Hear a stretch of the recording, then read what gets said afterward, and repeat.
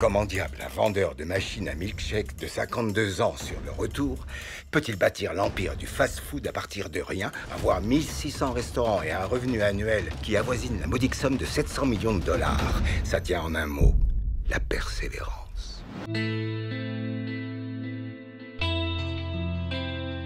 Entreprendre ou créer son entreprise pour être indépendant. Tout le monde en parle et cela paraît tellement cool. Pourtant, la réalité est tout autre. J'ai 20 ans d'entrepreneuriat à mon actif et crois-moi, c'est bien plus difficile qu'on le veut te faire croire. En fait, c'est comme se lancer, si tu veux, dans le vide parce que tu n'as pas été préparé à tout ça, tout simplement. Regarde, depuis notre enfance, on nous dit « reste bien sage, respecte scrupuleusement les consignes, surtout ne cherche pas à inventer ou faire preuve d'imagination ». Mais cette philosophie, elle est exactement contraire à l'innovation. C'est l'opposé de la créativité, du business quoi. L'imagination est étouffée par toutes ces règles justement anciennes.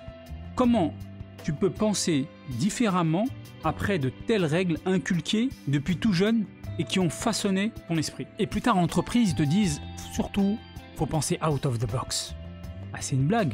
Tout a été fait pour que justement je reste pile poil dans les clous, tu vois, que ce soit à l'école ou en entreprise. Et maintenant, on te dit pense out of the box. Difficile de vouloir entreprendre quand tout ce système à la fois éducatif et professionnel, il est balisé vers un chemin unique à prendre.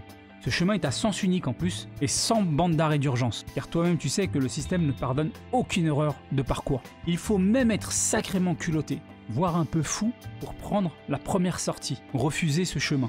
Un vrai rebelle des temps modernes. Ouais, pour moi, on peut dire que les entrepreneurs en Europe, en particulier, sont des vrais rebelles. Mais c'est là que les problèmes commencent. Parce que les difficultés sont nombreuses lorsqu'on souhaite entreprendre, surtout pour la première fois. Et clairement, sans aucun doute, la plus grande des difficultés, c'est cette séquelle de ce formatage d'esprit que je viens de te décrire. Parce qu'en fait, il faut tout déprogrammer, faire une sorte de reset de son mindset, de sa logique, parce que cette logique, elle est caduque. Elle ne correspond plus à notre époque.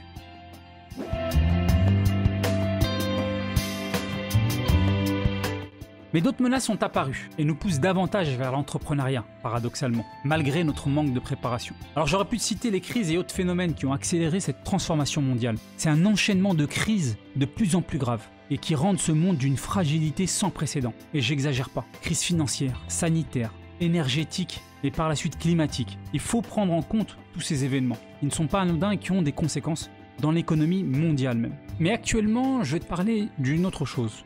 D'une révolution silencieuse, une révolution technologique qui menace un grand nombre de métiers. Oui, parce que l'école formait pour devenir un super salarié et contribuer à la société.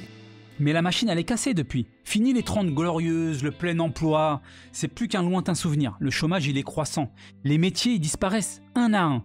À la fin du siècle précédent, il y avait déjà la mondialisation, qui avait enclenché ce processus au niveau industriel, à coup de délocalisation massive, ce qui avait engendré des grandes pertes d'emplois, notamment dans les secteurs industriels.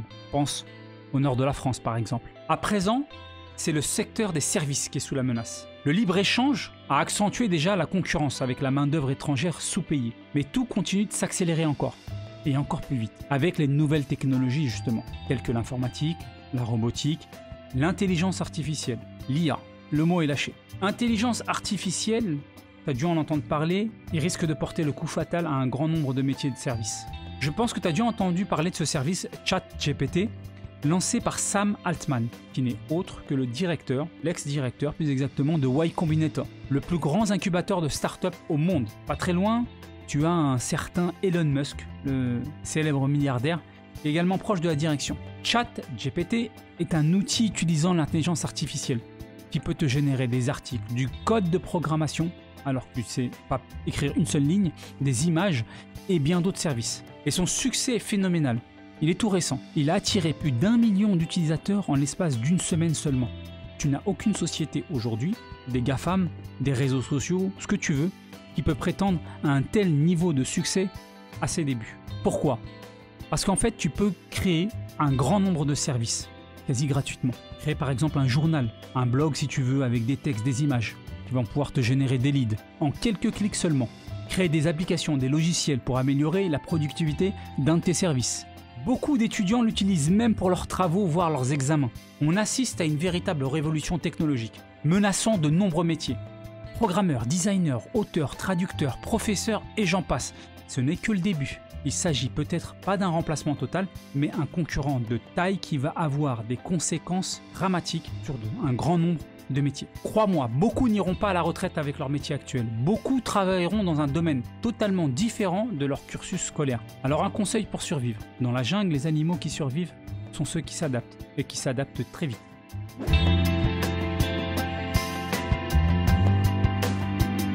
Pour moi, la meilleure façon de ne pas perdre son emploi est de le créer. En étant entrepreneur, tu es face à la réalité du marché et obligé de suivre l'évolution. Plutôt que de rester enfermé dans ta tour d'ivoire qui est ton job, en étant complètement déconnecté du monde. Mais pourquoi nous ne passons pas à l'action alors que le constat il est implacable? En fait, il existe un obstacle qui te paralyse. Malgré la situation qu'on vient de décrire et qui devrait te pousser à prendre les devants, tu as laissé le frein à main qui t'empêche d'avancer. Ce frein est mental. Tant que tu ne l'as pas descendu, tu as beau appuyer sur l'accélérateur, tu restes sur place. Le moteur gronde, mais tu n'avances pas. C'est ta situation depuis longtemps. C'est la peur. Oui, la peur d'entreprendre. Tu redoutes l'échec. Qu'est-ce que les gens diront de moi? Pire, qu'est-ce que je vais penser de moi-même si j'échoue? Et même si ça marche, est-ce que je serai à la hauteur des attentes? Et intimidé par la responsabilité et le travail acharné qu'entreprendre implique, surtout au début.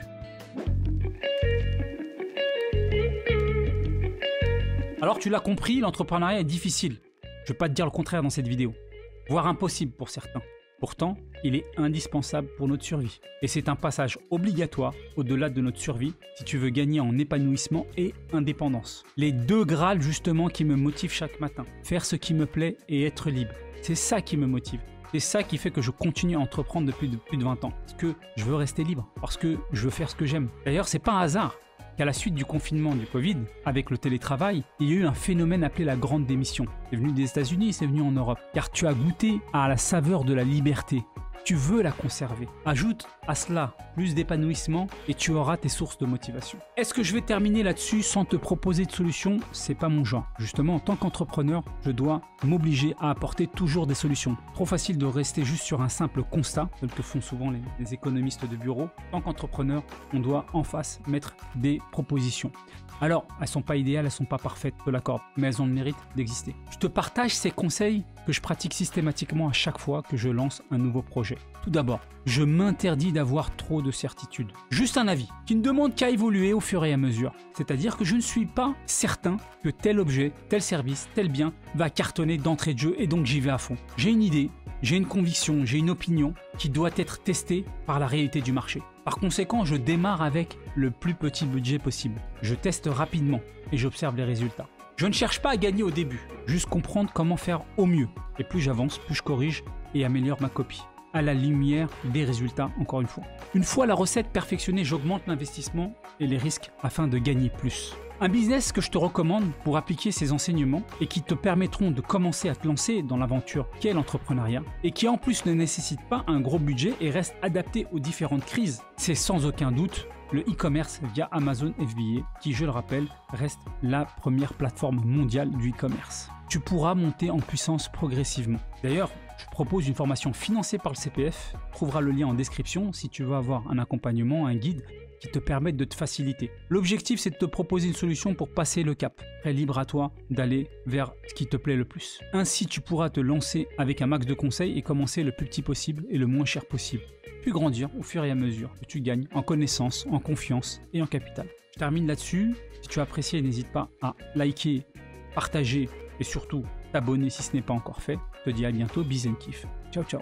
Montrez au monde que rien ne peut vous atteindre, que vous pouvez être parfaitement serein, en excellente santé et jouir à tout moment d'une énergie sans faille. Si vous vous attelez chaque jour à tendre vers ces objectifs, les résultats deviendront vite une évidence pour vous.